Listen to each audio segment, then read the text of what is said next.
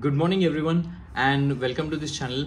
So in today's video we will discuss about one of the auto component company which is into the space of driver information system and automotive components. So the name is Precol Limited. So Precol is one of the leading auto component companies in India and they have done fantastically well starting from 2018-19 and onwards, and it's one of the outperforming in the auto component sector. So we will look into the details of this stock. We will understand the revenues segments of this company और going forward उनके आगे के plan क्या है और growth outlook कैसा रह सकता है, इसको समझने की इन डिटेल कोशिश करेंगे इस वीडियो में और समझने की कोशिश करेंगे कि पूरे ऑटो स्पेस में why the auto components are important because there is a shift of from IC engines towards the EV markets and how it impacts on this auto components companies, इसको भी समझने की कोशिश करेंगे और थोड़ा वैल्यूएशन मैट्रिक्स को भी समझने की कोशिश करेंगे कंपैरेटिवली इसके जो पीयर्स है जैसे मिंटा कॉर्पोरेशन हुआ, संवर्धनम, मदरसन सोनी हो गया, तो इन कंपैरेटिवली ये कंपनी कैसे वैल्यूएशन लेवल के ऊपर फिट कर रही है इसको समझने की कोशिश करेंगे। तो डिटेल में समझेंगे प्रीकॉल के बारे में। So before we go into this Pricol discussion, so today there is MPC meeting, MPC policy meeting outcome. Shashikant Das ji हमारे इन्फॉर्म करेंगे हमें कि is there any rate cut और any cut in the CRR, so that we are going to see. CRR मतलब cash reserve ratio जो होता है, मतलब एक बैंक को आरबीआई के पास कुछ एक अमाउंट ऑफ मनी जो है वो रखना पड़ता है अपार्ट फ्रॉम योर सेविंग्स और ये जो फाइनेंशियल ट्रांजैक्शन वो आप करते हैं इसके कंपैरेटिवली एक जो सर्टन अमाउंट है वो आरबीआई के पास रखना पड़ता है। अगर बैंक में मान लो कि कोई प्रॉब्लम आ गया और उनको डिपॉजिटर को पैसे देने के लिए पैसे नहीं है तो वो CRR में जो पैसा रखा होता है वहाँ से वो पैसा लेके बैंक अपने डिपॉजिटर को अगर बैंकरप्ट हो गई तो उनको देते हैं, इसलिए CRR इंपॉर्टेंट होता है। जो आरबीआई के पास बैंक का पैसा पड़ा रहता है उसमें कट होने की संभावना आज है, लेकिन we need to see if there is a cut in the CRR तो बैंकों को अच्छा रहेगा because then they have to keep a less money to RBI, the more money they can utilise for this bank transaction. और दूसरा होता है repo rate. Repo rate वो होता है जो सेंट्रल बैंकर्स बैंकों को परसेंटेज लोन में शॉर्ट टर्म के लिए लोन देती है। तो मतलब सेंट्रल बैंक जो होती है आरबीआई से पैसा छोटे बैंकों को या मतलब इंडिया की जैसे प्राइवेट बैंक है या बड़ी बैंक है सबको एक पैसा चाहिए उनका मतलब लोन एडवांसेस के लिए, इसके लिए तो वो कुछ सर्टन परसेंटेज के ऊपर या इंटरेस्ट रेट के ऊपर वो उनको पैसा देते हैं। अगर रेपो रेट कट हो जाता है तो वो जो इंटरेस्ट रेट वहाँ से लेंडिंग जो मिलेगा बैंकों को वो कम हो जाएगा और इसके चलते बैंकों को फायदा होता है आगे जाके, इसको ही बोलते हैं interest rate cut. So we are going to see because the inflation high at the 6.2% and on other side we have seen the GDP is shrinking, which we have seen is like a 5.4% from the 7.2 which is the RBI guideline earlier. So we need to see like how these things are moving because it impacts overall market and sentiments. तो वापस आते हैं प्रीकॉल के ऊपर। प्रीकॉल जो company है वो they are basically into this driver information and connected vehicle solutions. तो मतलब आपके टू व्हीलर में जो आपकी LCD स्क्रीन जो होती है जो स्पीडोमीटर दिखाता है, टेम्परेचर दिखाता है, वहाँ पर आपको कितने किलोमीटर्स गाड़ी ने रन किया है वो दिखाता है, फ्यूल का टाइमिंग दिखाता है, वो driver information and connected vehicle segments में आता है। और ये बाकी ऑटो कंपोनेंट जैसे आपके इंजन आपने देखा होगा बड़े 4 व्हीलर का, वहाँ पर एक छोटे फ्यूल पंप होते हैं या सेंसर्स होते हैं, वाइपर्स होते हैं, तो उनको बनाने का काम करती हैं। और अभी they have also started production for the disc brakes for the two wheelers. They have gone into the business of battery management systems. They've gone into the disc brakes, battery management systems. They go into the e-cockpit. E-cockpit is the upper version of the LCD screens because earlier क्या होता था वो mechanically screen manage होती थी, बाद में उसका एक वर्जन आ गया जैसे LCD TV होता है तो वो LCD स्क्रीन आ गया और now they are moving into the TFT kind of screen which is more advance version. You will get all the automatic driver information system over to there, so which is also called as a e-cockpit. So e-cockpit and TFTs are the new trends in this industry for the basically for the two wheelers where you can see, and for the four wheeler also e-cockpit। एक ही cockpit आपने देखा होगा, अगर मान लो कि कोई भी आपने नई पैसेंजर कार ले ली वो EV सेगमेंट में है तो पूरा ही ऐसा बड़ा कॉकपिट होता है जहाँ पर एक ही फ्लैटर स्क्रीन होती है और जहाँ पर स्पीडोमीटर से लेके किलोमीटर्स तक मतलब आपके रेडियो तक सब सारी इंफॉर्मेशन एक ही स्क्रीन पे होती है। तो आपने बड़े बड़े जो नई एडवांसेस अभी लॉन्च आ गए, जैसे महिंद्रा की जो लॉन्च आई अभी BSS6 समथिंग, तो वहाँ पर भी उस तरीके का मतलब ये था ई कॉकपिट। तो they are into these kind of systems and they also do this sensors, जो हमारे फ्यूल के लिए जो एक सेंसर होता है, टेम्परेचर के लिए जो सेंसर होता है, वो सेंसर बनाने का भी काम करती है।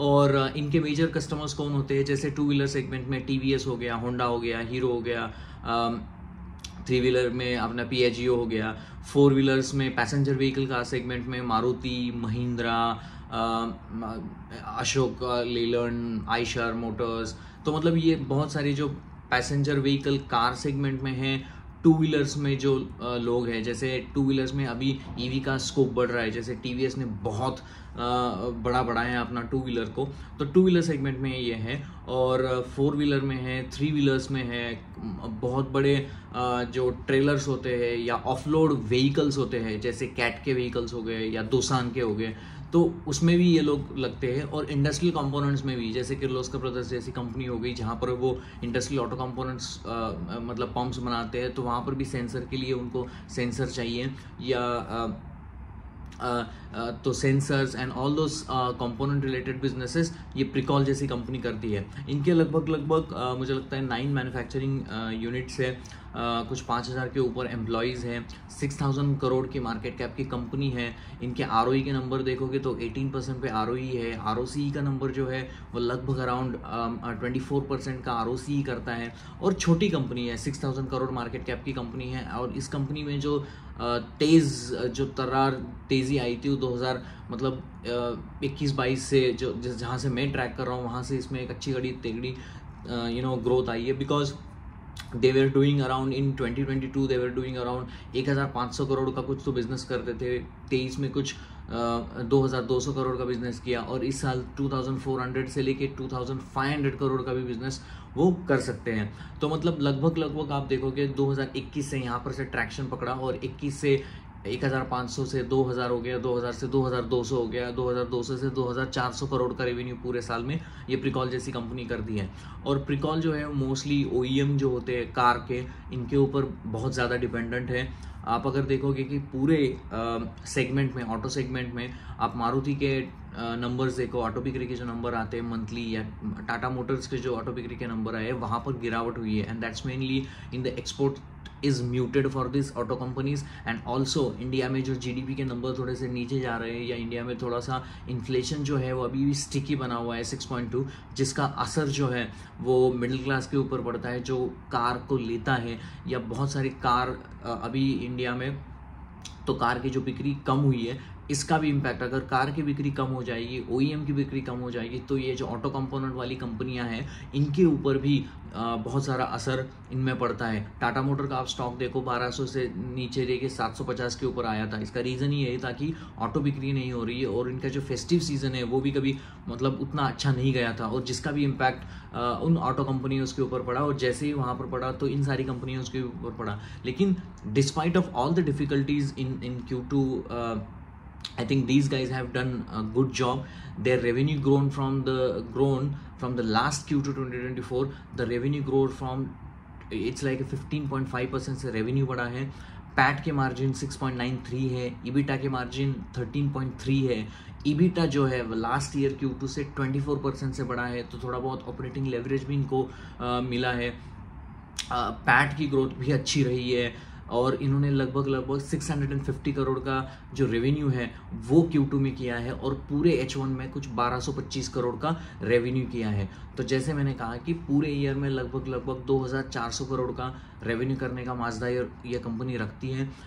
Q1 के नंबर में भी अच्छी ग्रोथ थी, और Q2 के नंबर में भी अच्छी ग्रोथ थी। इनके जो कॉम्पिटिटर है, जैसे मिंडा कॉर्पोरेशन हो गया, वहाँ की ग्रोथ है 8%। संवर्धन मदरसन सोनी की वहाँ भी ग्रोथ 10-11% के लेवल पे है। लेकिन इन दोनों कंपनी से, मतलब संवर्धन मदरसन हो गया या मिंडा कॉर्पोरेशन हो गया, इन दोनों कंपनियों में उनके PE रेटिंग हाई है। ये इसका जो PE है वो 36 का PE है, और उस कंपैरेटिवली लगभग, मैं ऐसा नहीं करूँगा बहुत आउटस्टैंडिंग ग्रोथ है, बिकॉज पूरा ओवरऑल ऑटो सेक्टर ही थोड़ा सा डिक्लाइन मोड में चल रहा है, जिस comparatively Precall is doing very well job because they are growing their revenues by the 15% and above.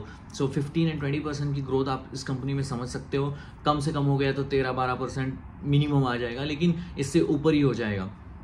Now coming back to this, apart from the growth segment, उन्होंने guidance दिया है कि FY26 में 3,200 करोड़ का वो रेवेन्यू करेंगे. एंड इसके लिए they are targeting some organic growth तो हो ही रही है, लेकिन they are targeting some inorganic growth. Inorganic growth का मतलब होता है कि कंपनी अपने ही सेक्टर्स में एक्विजिशन करती है, जिसको बोलते हैं स्ट्रैटेजिक एक्विजिशन.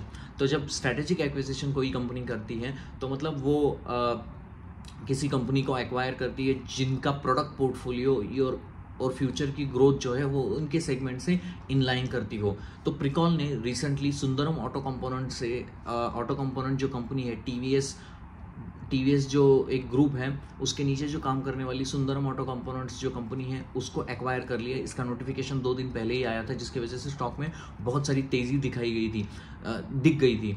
तो ये जो एक्विजिशन था उन्होंने 215 करोड़ में किया, और इन्होंने कहा है कि 730 करोड़ का ईयरली जो उनका रेवेन्यू है उसमें 713 करोड़ ये कंपनी देगी. मतलब लगभग 200 करोड़ के लगभग, मतलब 100-150 करोड़ के लगभग पर क्वार्टर में ये रेवेन्यू इसके प्रिकॉल के रेवेन्यू ऐड हो जाएगा.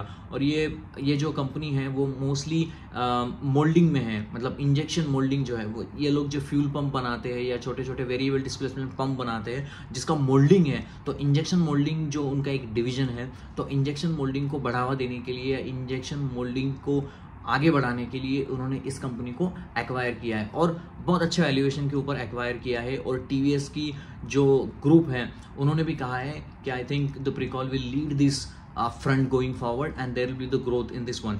प्रिकॉल जो टीवीएस का सप्लायर भी है, तो टीवीएस ने सोचा कि हमारी जो सुंदरम ऑटो कंपोनेंट जो इनका दे दो कि I think they will do the better job. तो इसलिए उन्होंने 213 करोड़ को कुछ बेचा है, एंड 730 करोड़ की रेवेन्यू जो पर ईयर इनके रेवेन्यू में ऐड हो जाएगी. सो दिस न्यू एक्विजिशन, जिसकी बात उन्होंने अपने कॉन कॉल में भी की थी. तो नॉर्मली क्या होता है, तो कंपनी अपने कॉन कॉल में ये सारी चीज़ें बताती है.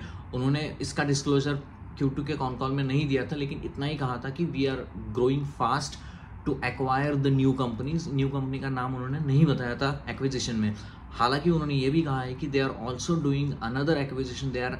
The another acquisition is in the pipeline, especially from the defense and railway segment. They want to also look for the growth in that segment as well. तो उन्होंने कहा है कि entirely defense railway नहीं होगा, लेकिन हाँ उस related काम करने वाली कंपनी के साथ हम acquisition का plan बना रहे हैं. उनका नाम उन्होंने नहीं बताया, लेकिन the pipeline, the discussions are going into this way and they are trying to acquire this new company in that segment. So आप सोचो, inorganic growth कर रहे हैं, ऑर्गेनिक ग्रोथ के लिए नए नए प्रोडक्ट ला रहे हैं, जैसे ई कॉकपिट जैसा प्रोडक्ट उन्होंने लाया है.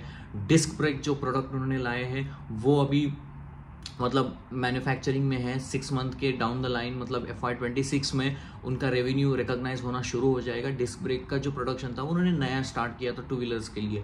Now they have also started the new segment for the battery management system and the e-cockpit. इन दोनों में वो आगे जाते हुए बहुत सारी ग्रोथ दिखती है, और उन्होंने कहा है कि इनका जो रेवेन्यू कंट्रीब्यूशन है अगले 18 to 24 मंथ्स में जो रेवेन्यूज़ हैं वो हमारे कंपनी में